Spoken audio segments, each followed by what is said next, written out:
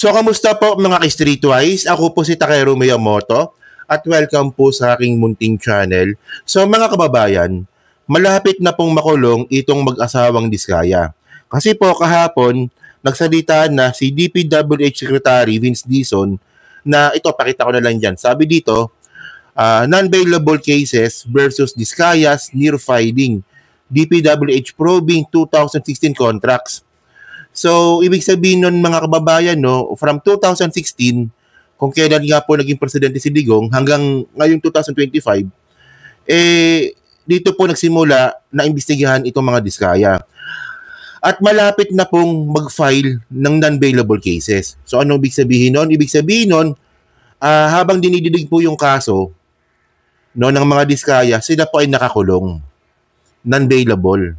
Okay, sabi dito, the government is close to on filing non-bailable criminal charges against contractors Saya and Curly Diskaya as authorities when their probe into alleged anomalous infrastructure projects and possible links to CLTG Corporation, the Department of Works and Highways said Thursday. So tandaan natin mga kababayan, no, itong CLTG po na to, ito po ay kumpanya na pagmamay-ari po ni Bongo. Okay. In the press conference, Public Works Secretary Vince Dizon said the DPWH and DOJ and the Ombudsman through the Interagency Committee of Infrastructure, yung ICI nga, are working together to ensure that those involved alleged fund misuse are held accountable. So ngayon, ang una kong concern dito, actually masaya to. Maganda po ito na merong unang makukulong. Kasi non-bailable case, di ba? Pero ang concern ko dito, syempre may concern tayo. Ang concern natin dito, meron kayang mapapakulong, meron kayang madidimanda na mambabatas na congressman o kaya senador. Kasi tandaan natin mga ka-Streetwise, no, hindi po makakapagnakaw ang mga Diskaya, no, allegedly, kung sila lang mag-isa, kung sila lang mag-asawa. Syempre, meron kasabwat yan na legislator. So, ngayon, for example, no, kaya bang filean yung mga malalaking pangalan katulad nila Cheese, nila Joel Villanueva, nila Jingo Estrada. Kasi ito yung mga pangalan na lumalabas eh. Kaya bang idemanda itong mga to? Kasi in the first place, mga kababayan, no, pag sila po dinimanda, non-bailable case din po yun. So, ayan po yung pinakaabangan natin, di ba? So, ngayon, ito yung statement nga po ni Vince Dizon. Vince Dizon, okay? Play natin. Nag-usap kami ni Ombudsman Boying kagabi nung ginabas ng mga Diskaya yung kanilang desisyon na hindi sila mag-cooperate. Well, sabi nga ni Ombudsman Boying, tignan natin sa mga susunod na linggo kasi yung unang kaso na final natin kasama ang mga Diskaya, ready na yon, magiging ready na yon for filing sa San Miguel Bayan. At agad naman, non-bailable yung mga kaso doon. So, magapit na magkaharap-harapan talaga dito. Tingin ko na lang siguro bibigyan at magapit ng file ng Ombudsman. Yun ang sinabi sa akin si Ombudsman Boy. At ikalawa, no, today, umpisa na namin ang pag-iimbestiga sa CLTG Corporation. At yung links nito sa Diskaya Company simula 20... So yun So sabi nga po ni Vince Dizon, malapit na. No, malapit na. At kasama nga po dito yung CLTG na iniimbestigahan din. Okay. So ito yung point natin dito, no. Malaki po yung chance no na kaya po umalis sa pagbibigay nga po ng statement ang mga Diskaya sa ICI kasi natutunugan na po talaga nila na sila po ay mapafailan talaga ng kaso. At non-bailable case nga po iyon, no? So ito pa during COVID, the Deputy Chief Implementer, I was Presidential Advisor for Flagship Projects and BCD Investment. Work with SPG. So yes. Paano yun? Pumalo sa kanya? Immaterial. That's all immaterial. Whether I work with someone or not, any allegation of corruption needs to be taken to the end. And that is our job here. Kahit sino, sabi ng Pangulo, sabi nga na, kahit kamag-anak niya, kahit kaalyado niya, sarili ng Presidente nagsabi na.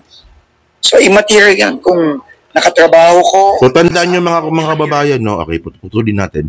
So tandaan nyo mga ka-streetwise, no? Sabi naman talaga ng Presidente yon, kahit sino pa yan, kamag-anak, kaalyado, kahit si Martin Romualdez pa yan, kakasuhan. So syempre mga kababayan, no, tayo naman po kasi updated po tayo sa mga nangyayari. So syempre, napaka-unfair naman po talaga na kakasuhan yung walang ebidensya, yung mga taong wala namang ebidensya, at hindi makakasuhan yung mga taong malakas ang ebidensya. Di ba? Ayun lang talaga yung concern ko eh. Especially hindi po nakapublic yung hearing ng ICI. So lahat po tayo dito nangangapa, di ba?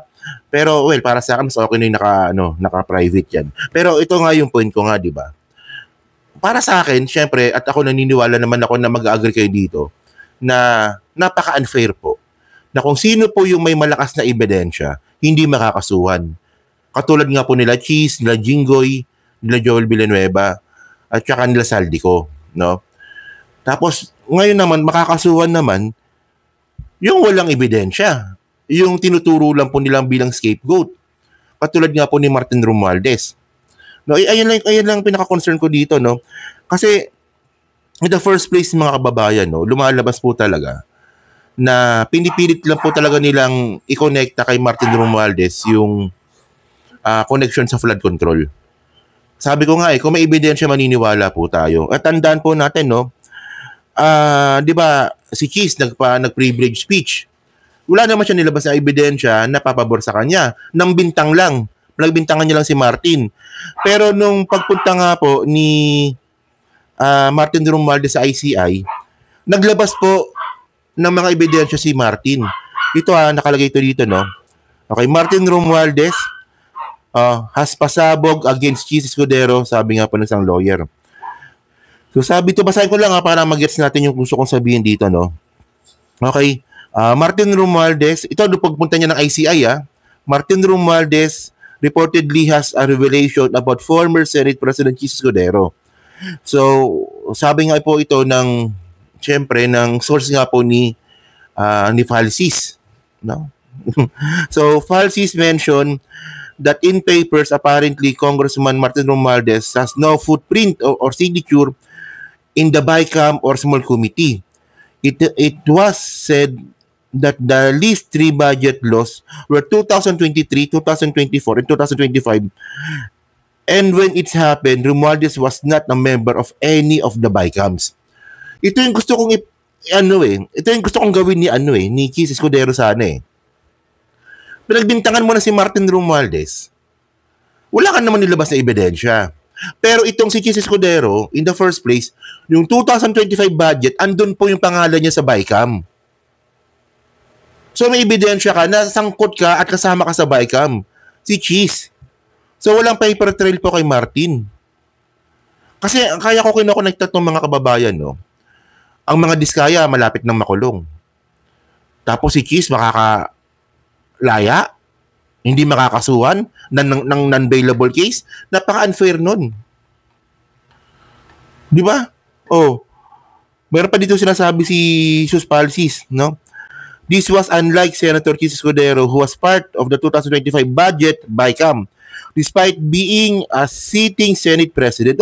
Doon pa lang nakakapagtaka na eh. Senate President ka, pero nakikisali ka pa sa BICAM. Di ba? Kasi parang Senate President ka may impluwensyahan mo talaga yung BICAM niyan. Kaya parang lumalabas talaga dito, no? Si Saldico talaga, ang pinakakakonsyaba niya po talaga sa Senate, si Cheese. Di ba? Kasi in the first place, mga kababayan, kung magnanakaw ka na lang ba, kung kaya mo naman ba mag-isa, bakit magsasama ka pa? Di ba? For example, kung si Martin tsaka si Martin tsaka si Saldico, magkasama yan na nagnakaw, di umano. Kung kaya naman ni Martin magnakaw mag-isa sa loob ng Kongreso, bakit ba siya nagsama? O ang kailangan lang talaga dito ni Saldico para makapagnakaw, ito yung mga allegation, di ba? Para makapagnakaw is yung counterpart niya nga po sa Senado. Hindi niya na po kailangan ng kasama sa Kongreso. Ang lumalabas dito si Cheese po talaga yung kasama ni Saldico noong 2025 budget. Oh. So, mayroon pa dito, no? Ito, sabi pa dito, legislative insiders attest that the Senate President or House Speaker never in history been part of the BICAM. So, doon nga nakakapagtaka na po ito. Never po sa history po, no, ng legislative po natin na sumama sa BICAM ang Senate President. O, di ba? So, syempre, so, sabi pa dito, Falsi said that this revelation from Romualdez supported former Senator Grace Poe testimony before the ICI that she has sidelined and displaced in the BICAM by Escudero. Yan. So ito yung mga allegation ngayon, di ba? When the lawyer mentioned a report from Politico PH saying that smaller BICAM, so may BICAM na nga, may smaller BICAM pa, consisted only Cheese and Saldico. To support this claim, it was said that Escudero was visiting the House of Representatives on November 30, which was holiday. Yun. So yun pala yun, no? Kaya pala, so tingnan nyo kung paano tayo binaboy ni Cheese, no? So merong yung regular na hearing sa Congress at sa Senado ng budget hearing, yung regular, pinasok sa BICAM, tapos meron pag smaller BICAM. Si Cheese tsaka si Saldico lang pala yun. O, kaya pala merong CCTV na lumalabas na si Cheese Escudero at pupunta ng house kahit holiday. O, to. At syempre, alam naman po natin, no, sa akin lang po kasi, gusto ko rin po talaga malaman kung sino-sino po talaga yung mga unang batch ng makakasuhan. No, kasi kung ito ay mga contractor lang, district engineer lang, medyo mag-worried po talaga ako. Sana kahit meron sana kahit isang senador o congressman na makasuhan sa unang batch. 'Di ba? So sure na nga po dito yung mga diskaya kasama na. 'Di ba? So yun no, so kayo po no, ano pa masabi nyo nga po dito na malapit na nga pong lumabas yung pinakinintay nga po natin na unang batch ng mga kakasuhan. So kayo ba, umaasa ba kayo na mapapasama dito yung ibang senador o congressman? Yan no. So, sa akin kasi huwag tayo magmadali. Importante kahit mabagal. Ako din naman ako nababagalan pero sabi ng ibang mabagal. Pero saan? Fair. Kasi kailangan mo ng ebidensya dito bago ka mag-file ng kaso. Ano yun? Pag may nakita kang pagnanakaw, bukas may kakasuhan na. Hindi ganun yun. May proseso po yan. Di ba? So yun no, so kayo po mga ka-streetwise, no, kayo po, no, ano po masabi nyo nga po dito sa unang batch po nakakasuhan na sinasabi nga po ni Vince Dizon. So kayo ba, naniniwala ba kayo na mayroong malaking tao na bukod sa kanila, may senador o congressman bang mapapasama dito? Kaya so, pa-comment na po sa baba at binabasa ko pong lahat yan. At syempre, dyan po sa Team Replay, pa-like, pa-subscribe. Kung hindi na makalabisan, pa-share na rin po ng video po na to. So thank you mga ka-streetwise, kita na lang ulit tayo sa susunod nating content. So, thank you, salamat, and babush.